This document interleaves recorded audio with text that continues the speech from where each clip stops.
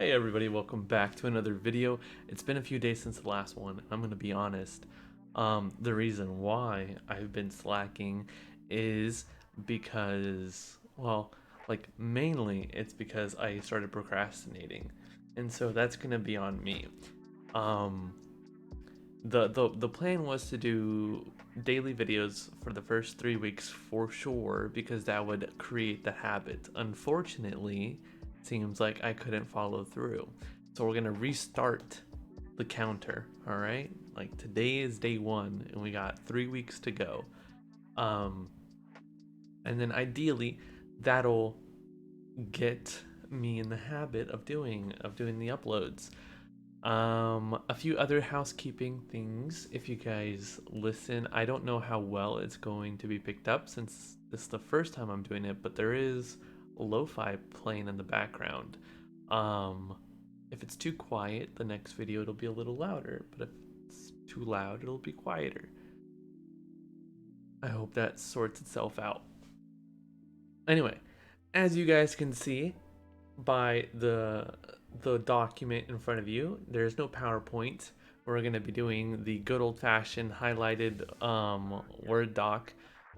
And this is covering the 2 stories that I wanted to go over because both are updates to stuff we've talked about already. The first one is going to be an update on stimulus checks and how that's going. And then the second one is about Dominion firing a second round. Well, Dominion is threatening litigation again. So we're going to talk about both of these things. I hope you guys enjoy. I'm going to take a sip of water. And we're going to get right into it. So, first things first is McConnell is blocking stimulus checks. President Donald Trump Trump's call to increase pandemic aid checks to $2,000 was in doubt Tuesday as Senate Majority Leader Mitch McConnell blocked Democrats' initial attempt. The Kentucky Republican introduced a bill Tuesday that includes demands by the president on contentious issues that Democrats are not likely to support and thus would kill any chances of increasing aid payments. The bill includes a repeal of Section 230 of the Communications Decency Act. Minority Leader Chuck Schumer said there's no way Democrats would support the legislation. Any move like this by Senator McConnell would deprive Americans of a $2,000 check. So, let's talk about this. What's going on? So, McConnell's not outright just blocking the checks, right? It's a little more sinister than that. At least I think it's sinister. When Bernie Sanders made the pitch to vote, there was a call for if anybody objects. McConnell says, I object. So that's how we get to where we are now. Then McConnell introduces this bill that it talks about here, and McConnell's bill includes some of the other demands that Trump made, like repealing Section 230, and I think I didn't highlight it here, but it also asks for creating a department for election fraud. So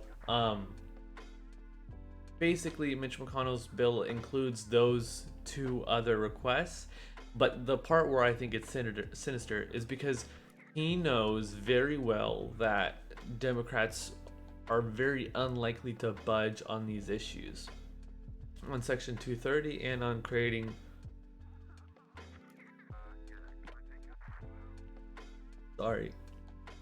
the department for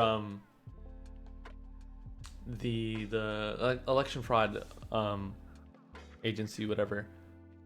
So on these 2 things, first, Section 230 is very unlikely for the Democrats to do anything on. Moreover, with the election fraud agency or whatever Trump wants to do, the problem is in 2018 Trump already had an investigation into election fraud, and the results were that election fraud is unlikely to influence elections in any meaningful way.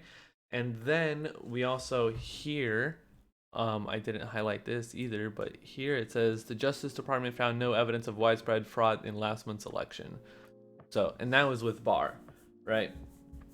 Anyway, The main point is that these are two issues that McConnell knows are unlikely to get any traction, and so it's a way for him to block stimulus without being directly responsible, because the right language he'll use is probably something along the lines of, oh, I submitted a bill, the Democrats are the ones that aren't going for it, la la la, right? And that's why I think it's sinister, because like if you really cared, right, then you would just pass a standalone bill for 2000 and not attach anything extra.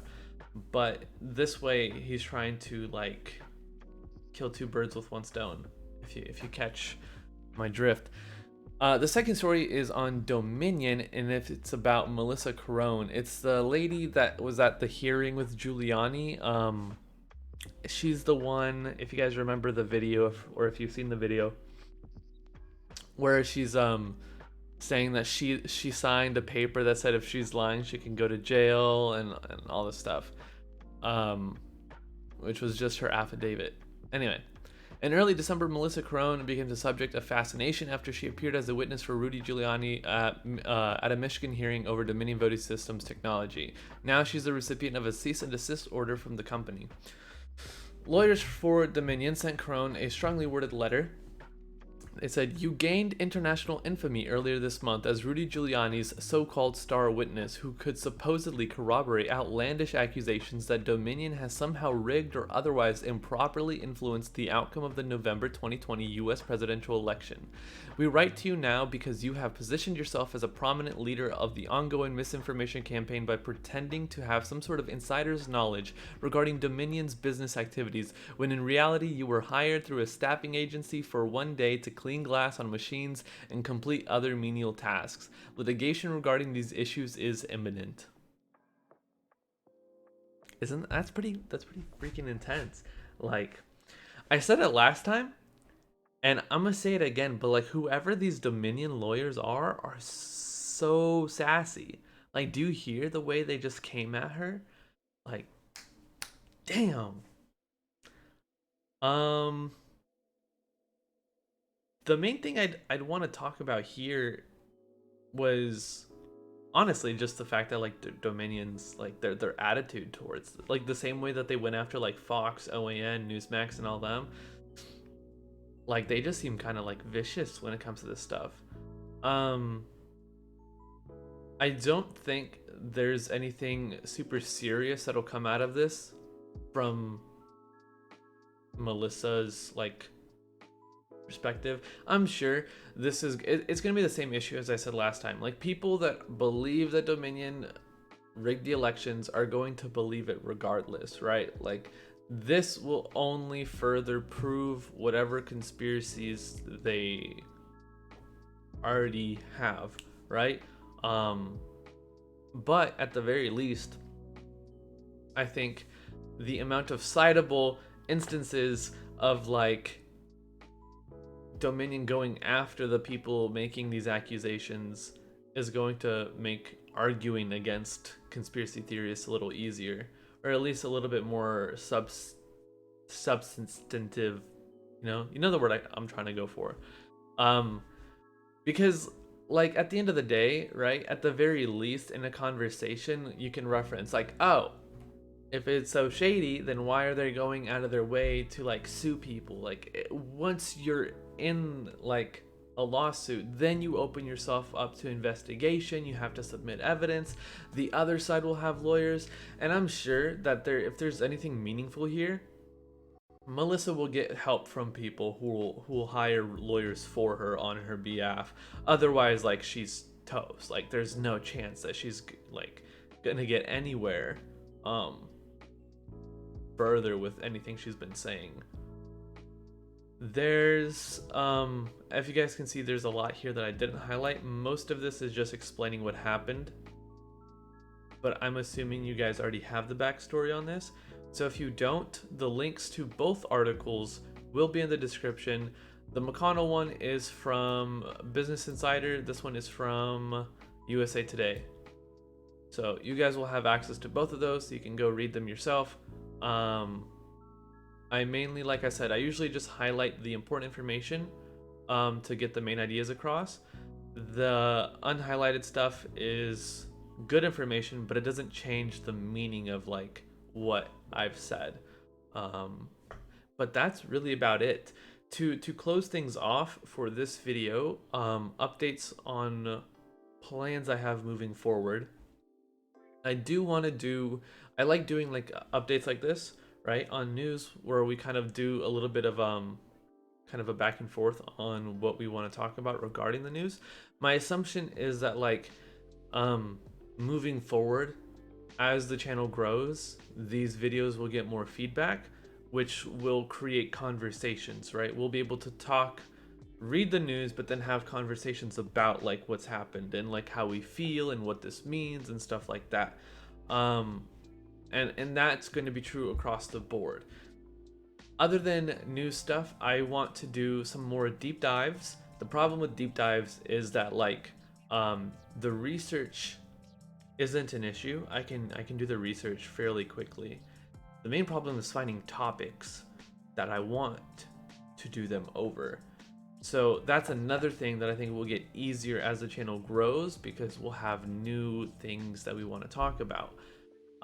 My plans of topics that I want to do, I want to cover qualified immunity, which if you guys don't know, you'll learn a lot more about it soon. But basically, qualified immunity is just how police officers end up getting away with a lot of stuff. And another video I want to do is on jury nullification, which is this thing that basically, if I remember correctly, because I'm going to have to brush up on my knowledge on this stuff too, is jury nullification is basically like this way for a jury that even if they think someone is guilty by what the law says, if they think that the law is unjust or improper or shouldn't apply in a certain instance, they can choose to nullify that law in a specific case. So like, let's say like someone like murders someone's child, right? And then the parent goes and kills whoever killed the child. And then a jury can be like, like, I feel like, even though this was a murder, like, this guy kind of like, I would have done the same thing for my kid, la la la. They, and let me clarify. I could be wrong in this, because this is stuff that I learned a few years back.